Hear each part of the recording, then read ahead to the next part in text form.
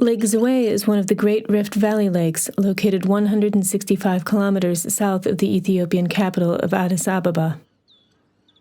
The lake sustains a freshwater fishing industry, but it is better known for its abundant wildlife.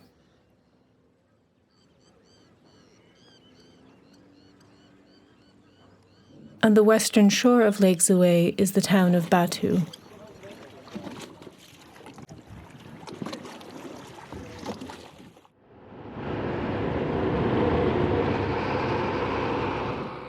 Batu is on the heavily traveled road connecting Addis Ababa and Nairobi, Kenya.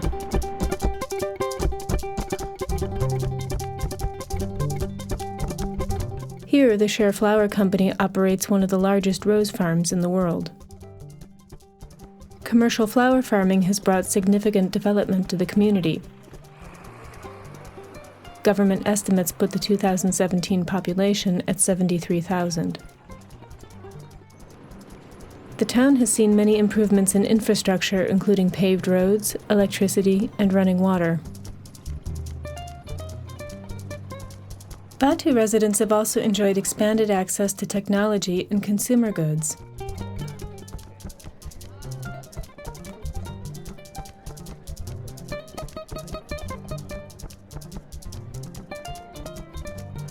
There are currently 15 primary, 6 secondary, and 3 post-secondary schools in the city. The state is the largest provider of education, but in the last 15 years, private schools have flourished, providing education to middle and high-income families.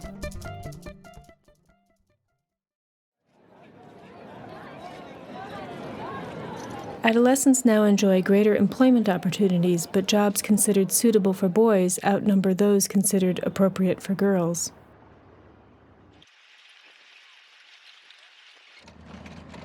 While boys take jobs in construction, transport, fishing, shoe shining, car washing, and street sales, girls are limited to food and coffee preparation or employment at the flower farm.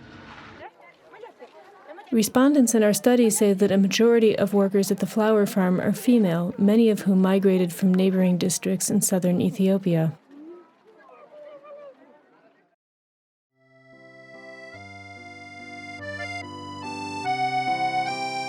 Worldwide production of cut flowers is a multi-billion-dollar industry. Flowers grown in Ethiopia are distributed throughout the world, especially to Europe. Ethiopia is one of the 4 major cut flower exporters of the Global South, along with Kenya, Colombia, and Ecuador. All are countries that hug the equator, favored for their consistent light, minimal temperature variations, and cheap labor. The Share Company began building greenhouses on the wetlands adjacent to Lake Zoué in 2005. Today, Share facilities occupy approximately 650 hectares and employ at least 11,000 people working in multiple shifts daily. Share has constructed many assets for its workers and their families, including a hospital, schools, and a sports facility. The company expresses a commitment to sustainable cultivation that protects its workers and the environment. However, study participants who have worked in the flower farms note many problems, including low pay for work under harsh conditions and strict surveillance, poor job security and few opportunities for advancement, employment of underage workers, health problems due to pesticide exposure, and contamination of the local water resources. While flower farming has brought much to the community of Batu, it remains to be seen whether it will yield further improvements in residents' economic, social, and environmental welfare.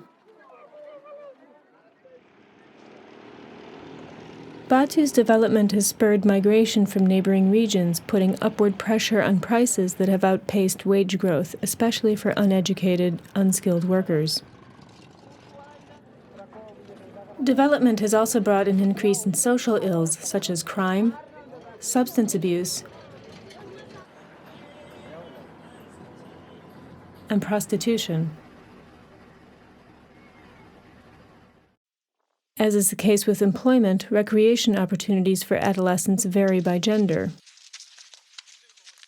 Boys enjoy access to various forms of leisure, but parents are more likely to restrict girls' mobility due to the risk of gender-based harassment and violence.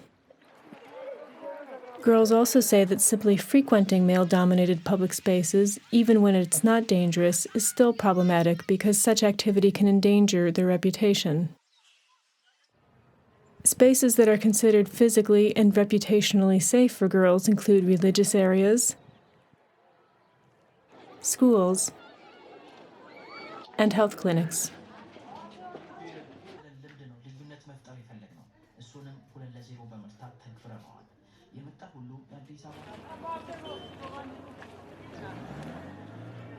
The Youth Center is a safe place for all adolescents, but girls in our study expressed a desire for more programming that was suitable for them.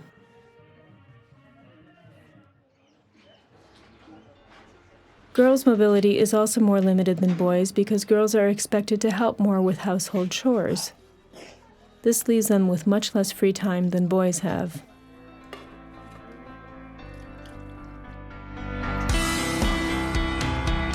Batu's future is inevitably linked with floriculture, a sector that has generated development and abundant opportunities for low-wage work.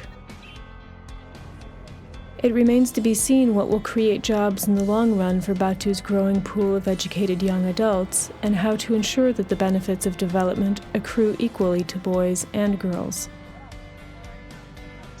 Those unable to find higher-paying jobs commensurate with their education will continue to migrate, both to larger cities within Ethiopia and abroad.